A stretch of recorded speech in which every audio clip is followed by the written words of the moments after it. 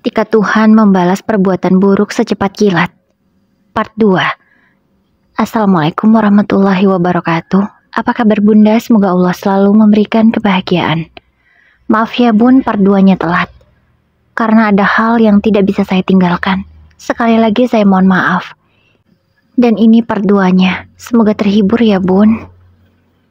Apa maksud kamu mengatai anak saya sebagai perebut suami orang? Jangan kurang ajar, kata ibu mertuaku marah. Ia tidak terima kalau Rizka dituduh sebagai pelakor. Loh, emang kenyataannya kok wajahnya sangat mirip. Ditambah lagi gelang ini. Tunjuk tetanggaku itu ke gelang Rizka. Aku gak tahu apa-apa Bu. Aku gak aneh-aneh kok, ucap Rizka membela dirinya. Tapi dari ekspresi wajah Rizka, ia terlihat jujur dan tidak tahu apa-apa. Tapi masa iya sih tetanggaku menuduh sembarangan? Ngaku aja deh, teriak ibu-ibu. Jangan sembarangan kalau ngomong. Anak saya itu masih sekolah.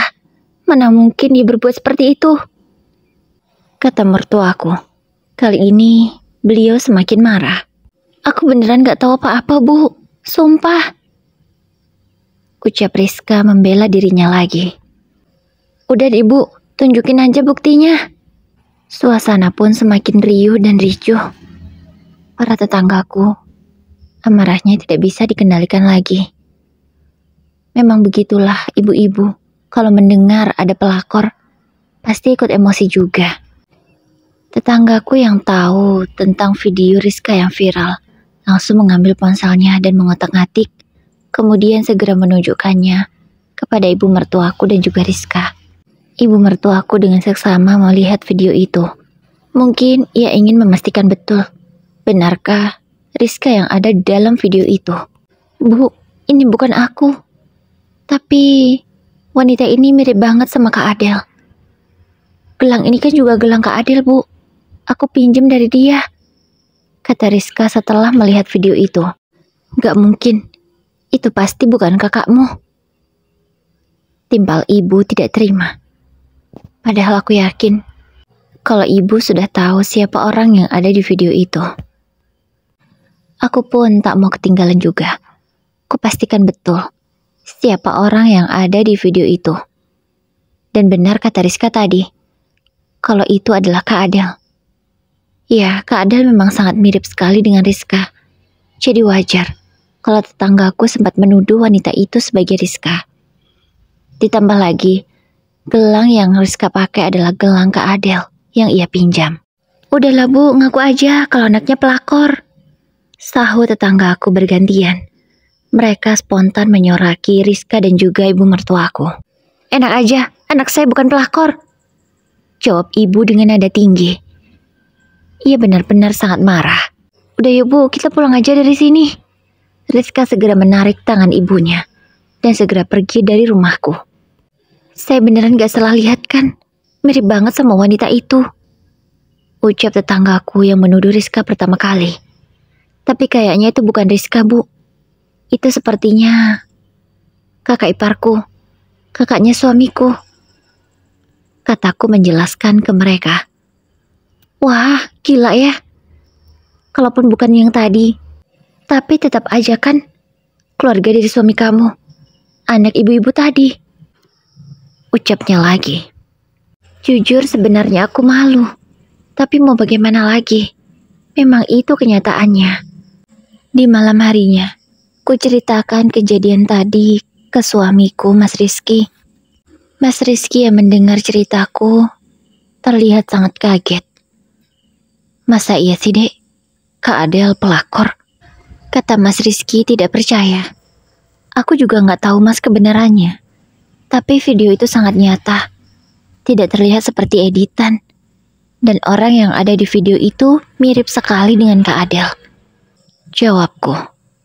Ya sudah, besok biar Mas lidiki deh. Kalau emang beneran, Mas malu banget kalau Kak Adel sampai jadi wanita seperti itu, kata Mas Rizky lagi. Aku juga heran Mas, kenapa Kak Adel sampai jadi pelakor? Emang suaminya kemana? Tanya aku. Mas juga gak tahu. Setahu kita kan mereka baik-baik aja. Lah kok tiba-tiba ada berita begini? Jawab Mas Rizky. Malam itu, kami sampai sulit tidur memikirkan masalah Kak Adel. Kami berdua sampai menduga-duga banyak hal. Karena rasa penasaran. Semoga besok bisa mendapatkan jawaban yang jelas. Udahlah Dek, ayo kita istirahat. Besok Mas ke rumah ibu, biar Mas tanyakan ke mereka. Ucap Mas Rizky menutup perbincangan malam itu. Keesokan paginya, kami beraktivitas seperti biasanya, melakukan pekerjaan masing-masing. Hatiku merasa sakit ketika melihat ibuku yang sudah tua keluar dari rumah untuk bekerja di rumah orang lain. Ya Allah, semoga aku bisa mewujudkan keinginanku ini. Aku ingin membukakan usaha laundry untuk ibu, sehingga ibu tak perlu lagi menjadi buruh cuci di rumah orang. Doaku dalam hati. Aku pun mulai membulatkan tekad.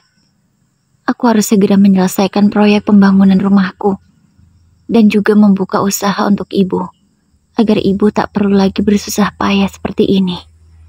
Sore harinya, semuanya sudah pada pulang ke rumah termasuk Mas Rizky.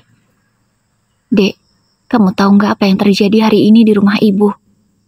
Tanya Mas Rizky padaku. Gak tahulah Mas, aku kan gak kesana. Jawabku. Aku hari ini benar-benar kesal, malu, tapi ada sedihnya juga. Kata Mas Rizky yang membuat semakin penasaran. Ada apa sih Mas? Cepat ceritakan. Desaku. Jadi, tadi pagi pas Mas kesana, Mas kan ingin mencari tahu berita Kak Adel. Dan kamu tahu Dek, di sana sudah ada polisi yang menangkap Kak Adel. Karena benar berita itu, istri sah dari suami yang Kak Adel rebut melaporkannya ke polisi. Sekarang kan sudah bisa dipenjara kalau orang yang selingkuh begitu. Aku gak bisa berbuat apa-apa. Kak Adel dibawa sama polisi. Ibu nangis Dek. Aku cuma bisa nenangin ibu. Tapi ibu malah marah dan menyalahkan aku. Katanya, gara-gara aku semua ini terjadi. Padahal kan kita gak tahu apa-apa Dek. Aku gak tahu apa-apa. Kata Mas Rizky dengan ekspresinya yang begitu kesal. Ya udahlah Mas, kamu kayak gak paham orang tuamu aja. Selama ini kan semua kesalahan dilimpahkan ke kamu. Kamu kan gak pernah disayang sama mereka Mas. Jadi mereka menganggap bahwa semua ini terjadi gara-gara kamu. Ucapku. Aku bingung harus menanggapi seperti apa. Akhirnya, luapkanlah semua apa yang aku pikirkan selama ini. Karena memang begitu adanya. Mas Rizky selalu disalahkan terhadap apa yang terjadi di rumah itu. Padahal suamiku itu tidak tahu apa-apa. Beberapa hari kemudian, setelah Kak Adel ditangkap polisi, tiba-tiba ibu mertuaku, Mas Ilham, bapak mertua, dan juga Rizka datang ke rumah. Entah apa tujuan mereka. Padahal sudah lama kami tak pernah berkomunikasi. Tapi tiba-tiba datang lagi setelah ada masalah. Entah mengapa feelingku jadi gak enak. Ayo Besan masuk dulu, kata ibu dengan lembut, menyuruh Besan dan keluarganya itu untuk masuk ke dalam rumah kami.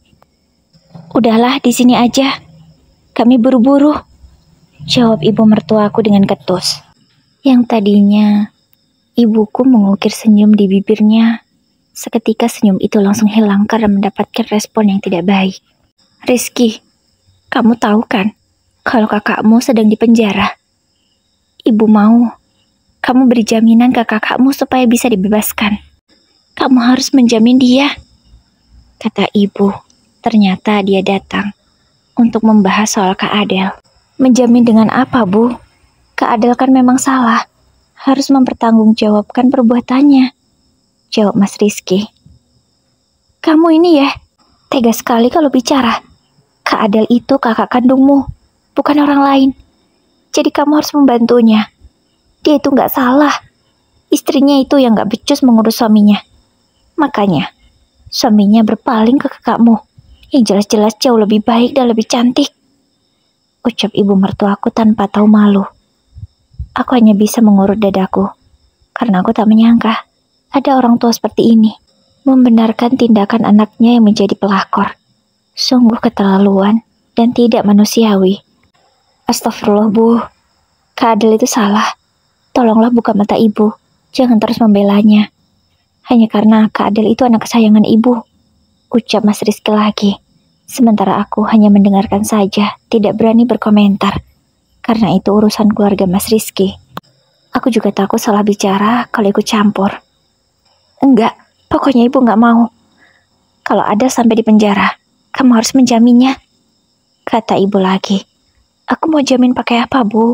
Aku nggak punya apa-apa. Kata Mas Rizky jujur. Kamu jangan bohong. Kamu saja baru beli tanah. Pasti uangmu masih banyak kan? Kata ibu yang mengetahui kalau kami belum lama ini membeli tanah. Ibu tahu dari mana? Tanya Mas Rizky spontan. Udahlah, nggak penting ibu tahu dari mana. Yang jelas, ibu mau sekarang kamu jamin kakakmu, keluarkan dia dari penjara. Kata ibu lagi. Bu, aku beli tanah itu pakai uang istriku. Pakai uang Airin. Aku nggak punya uang, Bu. Ibu kan tahu, aku hanya buruh. Gajiku nggak seberapa. Selama ini, kalau aku gajian pun habis kan, mana bisa menabung. Ucap Mas Rizky mengungkapkan isi hatinya. Karena memang benar kata dia. Selama ini kami tak pernah bisa menabung dari uang hasil kerja Mas Rizky. Sebab setelah ia gajian, habis semuanya. Diambil oleh mertua dan untuk kebutuhan anak-anak. Bahkan aku harus tombok. Karena ibu mertuaku tak pernah mengeluarkan uang untuk memenuhi kebutuhan dapur. Mana mungkin istrimu punya uang sebanyak itu sampai bisa beli tanah? Dia aja gak kerja. Katanya lagi menghina aku sekarang. Jaga ucapan ibu ya. Aku kerja, Bu.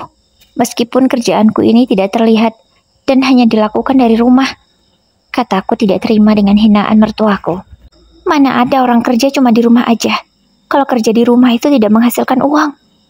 Kata mertuaku lagi. Ibu. Ibu kalau tidak tahu apa-apa, tidak usah berucap seperti itu. Mungkin ibu nggak tahu ya, kalau sekarang orang itu bisa menghasilkan uang dari rumah, bahkan dari kamarnya pun bisa. Ucapku lagi, karena memang sekarang sudah canggih, dari dalam kamar saja sudah bisa menghasilkan uang. Tidak harus keluar rumah, pergi pagi pulang sore, bahkan sampai lembur. Alah, jangan banyak alasan kamu. Cepatlah, bebaskan kakakmu. Teriak ibu. Dia benar-benar terpancing emosi. Sementara bapak mertuaku, Rizka, dan juga Mas Ilham hanya diam saja. Sedari tadi hanya ibu saja yang bicara. Maaf Bu, aku nggak bisa. Kalaupun aku ada uang, aku tidak akan menjaminkan uang itu untuk membebaskan Kak Adel. Karena memang dia salah. Lagian kenapa sih Bu? Kak Adel harus menjalin hubungan dengan suami orang. Bukannya suami Kak Adel itu masih ada. Dan pekerjaannya nggak main-main loh Bu. PNS, sama seperti Mas Ilham. Ucap Mas Rizky. Udah kamu gak usah ikut campur. Itu bukan urusan kamu. Kamu gak perlu tahu. Jawab ibu ketus. Ya sudahlah Bu. Kalau memang itu bukan urusanku. Berarti kalau Kak Adel masuk penjara, itu juga bukan urusanku. Kata Mas Rizky tidak mau tahu. Kamu ini ya, kurang ajar sekali. Kami ini keluargamu. Tapi kamu malah lebih membela orang lain daripada keluargamu sendiri. Kata ibu. Bu, siapa yang ibu maksud orang lain? Istri dan keluarganya? Mereka itu juga keluargaku, Bu. Bahkan aku merasakan bahwa keluarga istriku ini jauh lebih baik daripada keluargaku sendiri. Mereka selalu memperlakukanku dengan baik, menghargai aku, tak pernah menghina aku, meskipun aku punya masa lalu yang buruk. Kata Mas Rizky tegas. Kata-kata Mas Rizky sukses membuat ibu mertuaku itu terdiam. Udahlah Bu, kita nggak bisa mengharapkan orang seperti Rizky. Kita pergi aja dari sini. Ucap bapak langsung berusaha menarik tangan ibu. Tapi ibu sempat tidak mau. Namun bapak terus saja memaksa. Hingga akhirnya mereka semua pergi dari rumah orang tuaku. Ya Allah Mas, kok bisa ya? Ibu masih tetap menganggap apa yang dilakukan Kak Adel itu benar. Aku gak nyangka Mas, kalau ada orang tua seperti itu. Ya, benar sih, seorang ibu tidak akan pernah bisa membenci anaknya. Tapi apakah kalau anaknya salah tetap dibilang tidak salah? Kataku setelah mereka semua pergi. Mas juga bingung, Dek. Mas benar-benar malu. Gara-gara keluarga Mas, kita jadi terkena imbasnya seperti ini. Kata Mas Rizky tidak enak. Sudahlah Nak Rizky, tidak usah dipikirkan. Semoga musibah yang sedang menimpa keluargamu ini segera berlalu ya.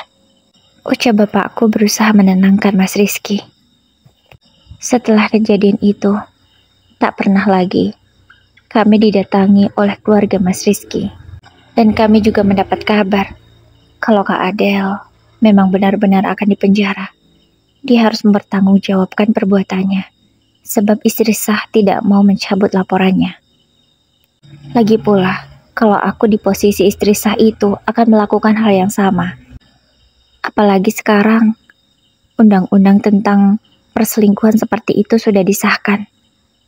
Dan kalau kita menjadi korban, kita bisa melaporkannya, agar pelaku bisa mendapatkan efek jera. Kira-kira berapa lama ya Mas, Kak Adel di penjara? Tanya aku ke Mas Rizky. Mungkin 5 tahunan, Dek. Jawabnya, lama juga ya Mas. Aku gak nyangka kalau Kak Adel akan bernasib seperti ini. Tapi aku masih penasaran Mas, kemana suami Kak Adel? Kok bisa dia menghilang begitu saja? Seperti ditelan bumi. Tanya aku kebingungan. Kalau untuk hal itu Mas juga belum tahu. Soalnya Mas belum cari informasi. Nantilah. Kalau sudah ada waktu, Mas cari tahu. Sekarang kita nggak usah mikirin ke situ deh. Kita pikirin aja pembangunan rumah kita. Takutnya uangnya nanti malah kepake untuk yang lain. Kalau terus ditunda-tunda. Kata Mas Rizky. Iya Mas, aku setuju. Gimana kalau besok kita belanja material yang dibutuhkan Mas? Aku juga sudah dapat catatannya dari Bapak. Ucapku menunjukkan catatan dalam sebuah kertas yang diberikan oleh Bapak kepadaku. Apa-apa saja yang harus kami beli. Iya Dek, besok kita ke toko bangunan ya. Keesokannya, aku dan suamiku ke toko bangunan dan sudah memesan semua material yang kami butuhkan. Mudah-mudahan material ini cukup sampai pembangunannya selesai.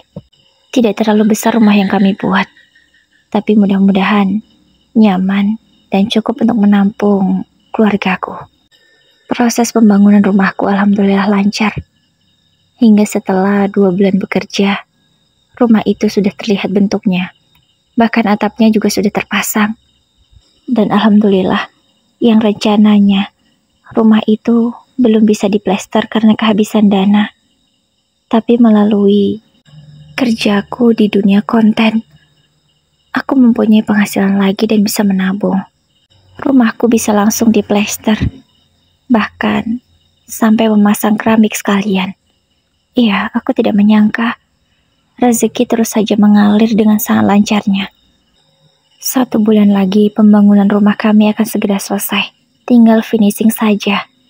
Terakhir, pengecatan. Iya, yang awalnya aku berpikir hanya bisa mendirikan rumah. Yang penting bisa ditempati. Tapi malah bisa sampai finishing seperti ini. Terima kasih ya Allah, aku benar-benar bersyukur. Hari ini tibalah kami pindahan. Semua barang-barang sudah dipindahkan. Iya, aku juga sudah mencicil perabotan ya walaupun belum semuanya. Karena uangku sudah habis untuk membangun rumah sampai selesai. Alhamdulillah ya nak, akhirnya impian kamu sudah terwujud.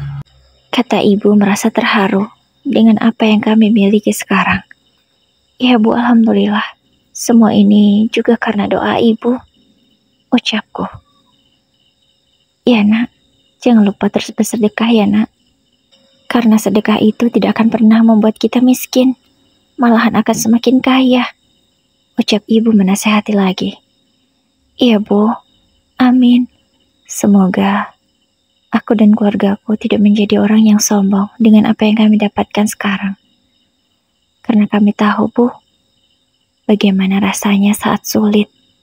Bahkan, saking sulitnya kami, tak dianggap oleh keluarga suamiku. Sudahlah Airin, tidak usah diingat-ingat. Yang jelas sekarang nikmatilah kebahagiaanmu. Doakan saja mereka Semoga diberi hidayah oleh Allah, kata ibu lagi dengan lembut. Alhamdulillah, acara pindahan rumah kami berjalan dengan lancar.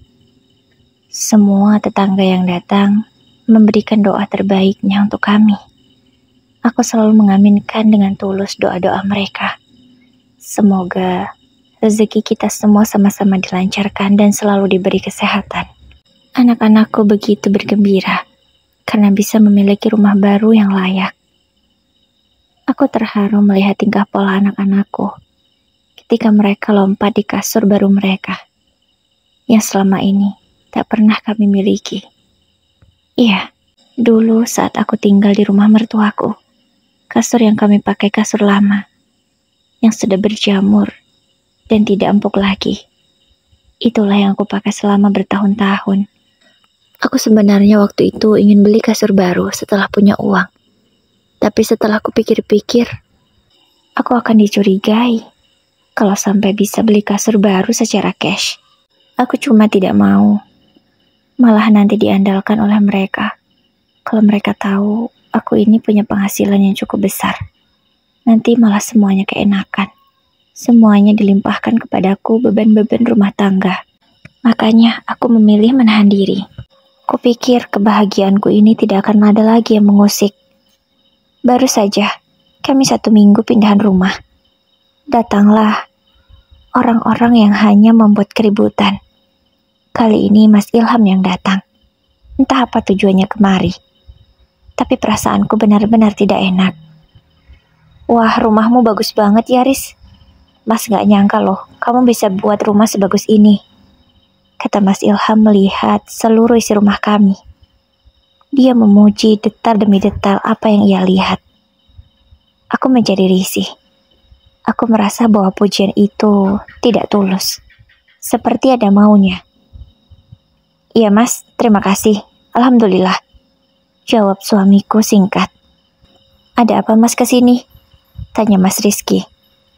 Kamu kok gitu banget sih Riz nanyanya? Biasa aja lah. Aku kesini mau silaturahmi, mau lihat kamu dan keluargamu, jawab Mas Ilham.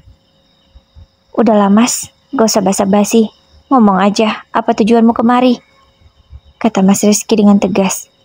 Karena sepertinya suamiku itu punya feeling yang sama denganku. Ya udah, gini loh Riz, tujuanku kesini. Aku mau pinjam uang sama kamu, ucap Mas Ilham. Tuh kan, sesuai dugaanku. Namun aku mengatakannya di dalam hati. Mau pinjam berapa mas? Untuk apa juga? Tanya Mas Rizky lagi. Gak banyak kok. Aku cuma mau pinjam 50, kata Mas Ilham. Oh, ada mas kalau 50. Emang mau untuk apa? Bukannya mas itu gajinya bulanan ya? Sudah dapat gaji pokok. Kan PNS. Masa uang 50 aja gak punya? Tanya Mas Rizky bingung. Karena memang kakaknya itu seorang PNS. Dan mustahil kalau tidak punya uang sebesar 50.000. Aku yang mendengar percakapan mereka langsung berpikir. Tidak mungkin rasanya Mas Ilham meminjam uang sebesar 50.000. Jangan-jangan ia mau meminjam 50 juta. Tapi untuk apa? Kamu menghina aku ya Riz. Kalau cuma 50.000 mah aku ada. Aku butuhnya 50 juta. Kalau 50.000 itu uang receh bagiku, ucap Mas Ilham dengan sombongnya. Apa? 50 juta? Kalau segitu kami gak ada mas. Kamu kan tahu sendiri, kami baru selesai bangun rumah. Dan itu sudah menghabiskan banyak uang. Jadi uang kami sudah habis, gak ada lagi, ucap suamiku dengan nada yang sedikit kesal. Mungkin ia jengkel dengan kakaknya itu. Bisa-bisanya meminjam uang dengan nominal yang sangat banyak. Alah Riz, kamu jangan bohong. Pasti kamu masih ada uangnya kan?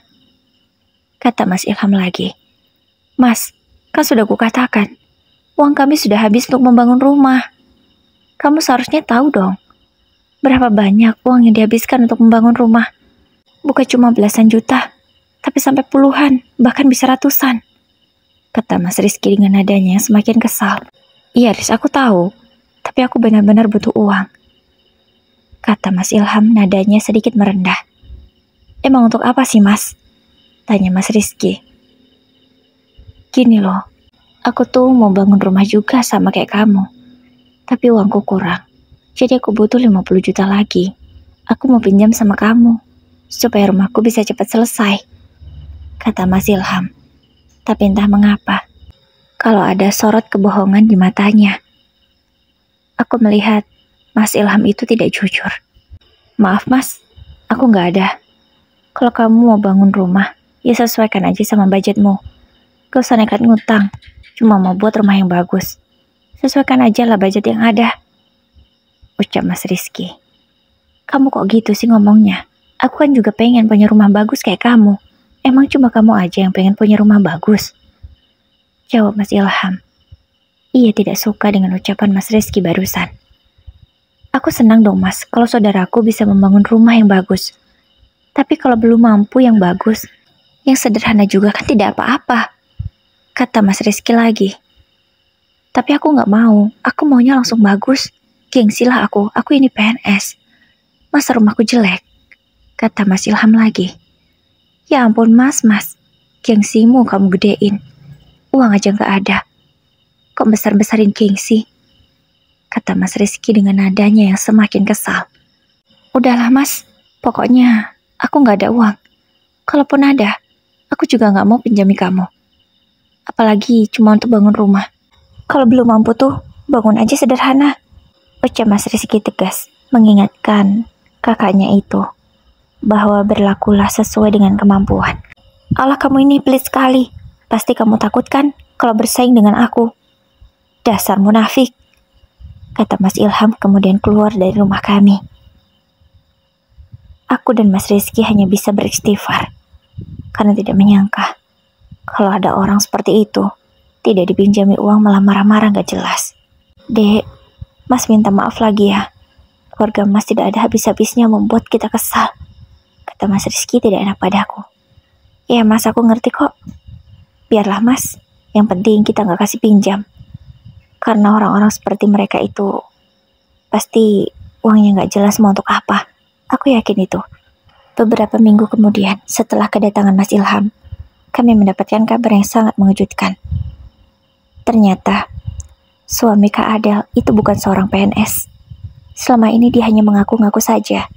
Iya, memang dia bekerja di pemerintahan, tapi masih honorer statusnya, belum PNS. Belum seperti Mas Ilham. Tapi dia mengaku pada semua orang kalau dia sudah PNS. Pantas saja, ibu mertuaku tidak mau jujur kala itu. Karena dia malu mungkin. Kalau kebohongan menantunya itu sudah terbongkar. Dan ada hal lagi yang lebih mengejutkan. Ternyata selama ini, suami Kak Adel itu tahu kalau Kak Adel itu menjadi simpanan suami orang. Dan dia membiarkannya. Yang penting istrinya itu dapat uang dan dia kecipratan. Iya, sehina itu laki-laki yang menjadi suami Kak Adel. Dan sekarang dia kabur entah kemana. Dia tentu tidak mau terlibat dengan masalah Kak Adel. Dasar, laki-laki tidak bertanggung jawab, pecundang, biadab, dan tidak punya peri kemanusiaan. Tak mau ambil pusing soal urusan keluarga Mas Rizky. Aku kini lebih fokus memikirkan untuk membuka usaha ibu. Iya, usaha laundry sudah kurencanakan semuanya.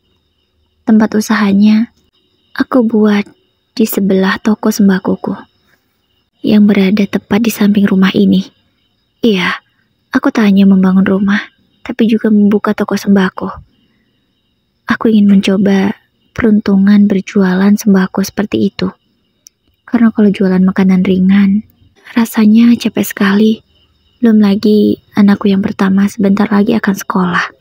Alhamdulillah, aku bisa mewujudkan impianku untuk membangunkan usaha laundry untuk ibu. Terima kasih ya nak. Usaha laundry ini semoga berkah untuk keluarga kita ya, ucap ibu merasa sangat bersyukur dan terharu. Iya bu, sama-sama. Aku mau ibu gak usah capek-capek lagi. Nanti kan Raden bisa bantuin ibu. Bapak juga gak harus jadi kuli lagi bu, kalau usahanya sudah semakin lancar, ucapku. Iya nak, amin, ucap bapak dan ibu bersamaan.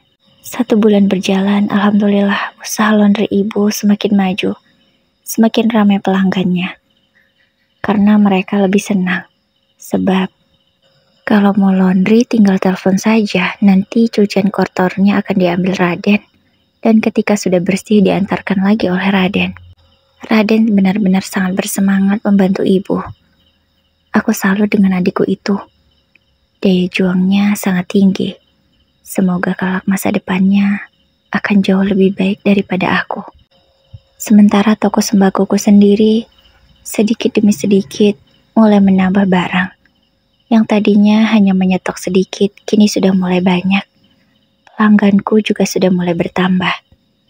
Ya walaupun omsetnya belum seberapa setiap harinya, tapi alhamdulillah selalu ada saja pembeli yang datang. Yang menjaga toko sembakoku adalah Mas Rizky. Aku tak mengizinkannya lagi bekerja di luar. Aku tak tega juga kalau suamiku harus tetap menjadi buruh.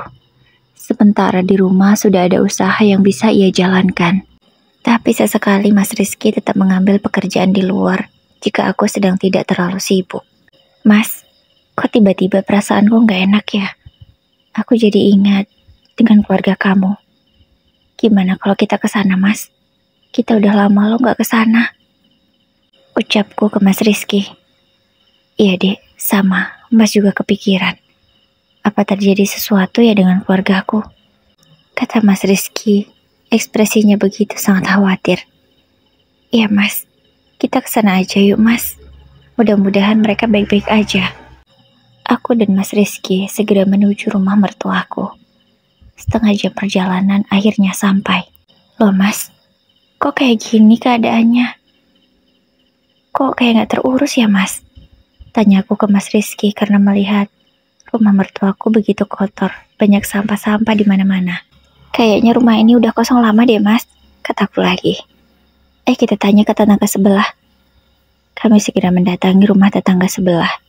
Persis sekali di samping rumah ibu mertua. Bu, mau tanya. Bapak dan ibu saya kemana ya? Tanya Mas Rizky. Ini loh Mas, mereka sudah lama pindah. Kayaknya sih pindah ke kontrakan.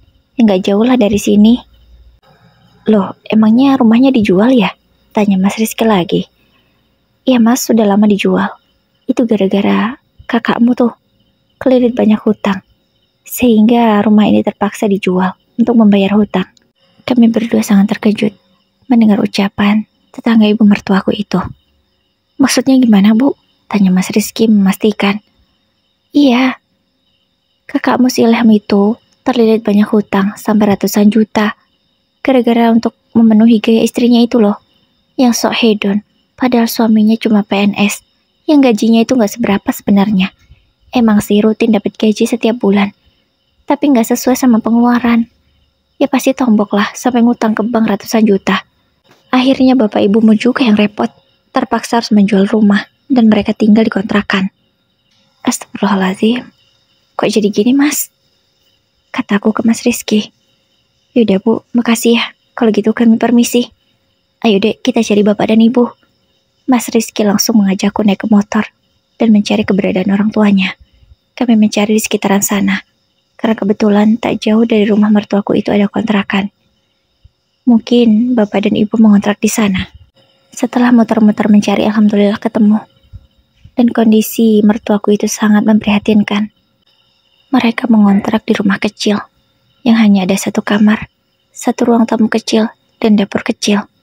Dan keadaan kamar mandinya sudah tidak layak lagi. Dan sekarang, bapak mertuaku, beliau dalam keadaan sakit. Mas Rizky langsung menangis tentunya melihat keadaan orang tuanya. Dan kami tidak menyangka, kalau bapak dan ibu hanya berdua saja tinggal di kontrakan itu. Rizka, Mas Ilham dan istrinya entah kemana. Rizka nggak tahu kemana Rizky. Dia pergi. Dia memutuskan untuk putus sekolah. Tidak mau mendengarkan ibu lagi. Ibu benar-benar kecewa. Tak tahu dia kemana. Kabur dari rumah. Setelah pindah ke kontrakan ini. Katanya dia gak bisa hidup susah. Gak mau tinggal di kontrakan. Kalau masmu, dia entah pergi kemana bersama istrinya. Setelah menghabiskan uang bapak dan ibu sampai kami gak punya rumah. Bapakmu langsung jatuh sakit. Ibu terpaksa menjadi buruh cuci supaya bisa dapat uang. Hanya itu yang bisa ibu lakukan supaya kami bisa makan dan bayar kontrakan. kata ibu mertuaku menjelaskan. Aku tak bisa menahan air mataku. Aku begitu sedih melihat keadaan mereka. Aku dan Mas Rizky memutuskan untuk mengajak mereka tinggal di rumah kami. Iya, aku akan merawat bapak mertuaku dan juga ibu mertua. Namun, baru 2 minggu tinggal di rumahku, bapak mertua malah meninggalkan kami semua. Iya, beliau meninggal dunia. Sementara, ibu mertuaku setelah kepergian bapak, beliau jatuh sakit. Tidak tahu apa penyebabnya. Setelah dibawa ke rumah sakit pun hanya dirawat beberapa hari. Karena menurut dokter keadaannya sudah cukup baik. Tapi sesampainya di rumah malah drop. Dan akhirnya ibu mertuaku menyusul bapak mertuaku. Musibah yang menimpa kami bertubi-tubi itu tentu membuat kami semua sedih. Aku dan keluargaku sudah memaafkan kesalahan mertuaku. Semoga mereka tenang di sisinya. Setelah 6 bulan kepergian mertuaku, aku mulai merenovasi rumah orang tuaku. Iya, karena rumah orang tuaku keadaannya sangat mengkhawatirkan. Karena banyak atapnya yang sudah bocor dan harus segera direnovasi. Mas Rizky pun sudah setuju akan hal itu. Apalagi selama ini, orang tuakulah yang selalu mendukung kami. Mereka yang selalu kami repotkan. Tentu merenovasi rumah ini tidak ada artinya dengan pengorbanan dan perjuangan mereka untuk kami selama ini. Semoga apa yang kami berikan bisa sedikit membahagiakan mereka. Walaupun sebenarnya orang tuaku menolak, tapi aku memaksa. 5 tahun kemudian, kehidupan keluargaku alhamdulillah selalu baik, tidak ada masalah. Hanya saja sempat waktu itu ada masa lalu Mas Rizky yang berusaha masuk ke dalam kehidupan kami. Tapi untunglah suamiku kuat iman. Dia tidak tergoda sama sekali dengan wanita itu. Wanita yang bernama Raisa, yang dulu sempat dijodohkan oleh ibu mertuaku untuk Mas Rizky. Tapi Mas Rizky menolak karena memang tidak menyukai wanita itu. Alhamdulillah, usaha yang kami jalani kini semakin maju. Bukan hanya toko sembako kecil, tapi toko sembako kami sudah menjadi toko sembako yang besar. Begitu juga dengan laundry milik ibu. Kini Raden yang mengelolanya karena dia sudah selesai kuliah. Sebenarnya usaha laundry itu hanya sampingan saja untuk Raden.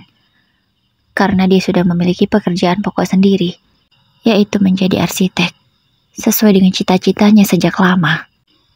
Namun hari itu kami kedatangan tamu yang tidak disangka-sangka. Mas Ilham dan juga Rizka datang ke rumah kami. "Rizky, bapak sama ibu di mana?" tanya Mas Ilham ke Mas Rizky. Mas Rizky sejenak terdiam. Mungkin Mas Rizky tidak mampu menjawab pertanyaan kakaknya itu. "Bapak sama ibu udah meninggal, Mas," jawab Mas Rizky pelan. "Apa? Meninggal?" tanya Mas Ilham tidak percaya. "Kamu gak salah bicara kan, Mas?" ucap Rizka yang kini sudah menangis. Aku segera memeluk Rizka. Meskipun dulu kita tidak akur, tapi aku tak tega juga kalau melihat dia sedih seperti ini. "Ya Riz, bapak sama ibu sudah meninggal. Saat kalian meninggalkannya di kontrakan, bapak sakit. Kami membawanya ke sini. Dan tak lama setelah itu, bapak meninggal karena tidak bisa melawan penyakitnya. Dan ibu menyusul setelah bapak pergi. Kami sudah berusaha merawat mereka dengan baik, tapi takdir berkata lain," ucapku menjelaskan. Keduanya langsung menangis sampai terseduh-seduh. Siapa yang tidak sedih kehilangan orang tua? Pasti semuanya akan merasakan sedih. Dan ternyata Mas Ilham sudah dipecat secara tidak hormat karena sudah melakukan beberapa pelanggaran. Aku tidak mau terlalu banyak tanya, karena aku juga tidak tega. Dan lebih kasihannya lagi, Mas Ilham ditinggalkan istrinya begitu saja. Setelah apa yang Mas Ilham korbankan selama ini, dan juga pengorbanan bapak dan juga ibu untuk membayar hutang-hutang karena kelakuan istri Mas Ilham. Sementara Rizka, dia sempat terjerumus ke dunia gelap. Namun untungnya sekarang dia sudah bertobat, makanya kembali dan mencari kami. Saat semuanya masih sedih, tiba-tiba ada tamu yang datang. Ternyata itu Kak Adel. Iya, Kak Adel sudah bebas dari penjara, dan dia mencari kami ke sini. Kak Adel langsung menghambur ikut berpelukan dengan kami. Ternyata Kak Adel sudah tahu, dan dia juga sangat menyesal karena kelakuannya. Ia menyusahkan kedua orang tuanya dan semua keluarganya. Beberapa hari kemudian, Mas, kasihan loh Mas, saudara-saudaramu itu nggak punya tempat tinggal. Gimana kalau kita kontrakan saja mereka, Mas? Karena kalau mau tinggal di sini, aku nggak enak, Mas. Kalau sama Kak Adel dan Rizka, aku nggak masalah karena sama-sama perempuan denganku. Tapi kalau Mas Ilham, aku nggak enak. Tapi kalau salah satu di antaranya diizinkan tinggal di sini, takutnya nanti ada yang salah paham. Jadi lebih baik semuanya dikontrakan saja, Mas. Biar mereka mandiri. Kalaupun mereka mau kerja, nanti kita bantu cari kerjanya, Mas. Atau mau usaha, kita nanti modali. Ucapku ke Mas Rizky. Kamu beneran, Dek? Kamu gak merasa marah dengan apa yang sudah mereka lakukan selama ini? Tanya Mas Rizky. Mungkin dia tidak percaya dengan pemikiranku. Aku gak apa-apa, Mas. Aku sudah ikhlas kok. Semua orang itu pasti punya masa lalu dan punya salah. Kita berusaha saja untuk memaafkan mereka. Karena aku yakin, kejahatan yang dibalas dengan kebaikan itu akan menghasilkan sesuatu yang jauh lebih baik. Kataku dengan lembut. Masya Allah, Dek, kamu tuh luar biasa. Masih gak nyangka kamu bisa selegowo ini menerima semua itu. Kata suamiku lagi. Iya, Mas. Aku sudah melupakan semuanya kok. Ya udah, gak usah diingat-ingat lagi. Sekarang tinggal kita pikirkan masa depan kita. Mas Rizky langsung memelukku dengan sangat erat. Bahkan matanya sampai berkaca-kaca karena terharu. Semoga kisah ini bisa menjadi pelajaran. Jangan pernah membalas kejahatan dengan kejahatan juga. Balaslah kejahatan itu dengan kebaikan. Tapi jangan bodoh.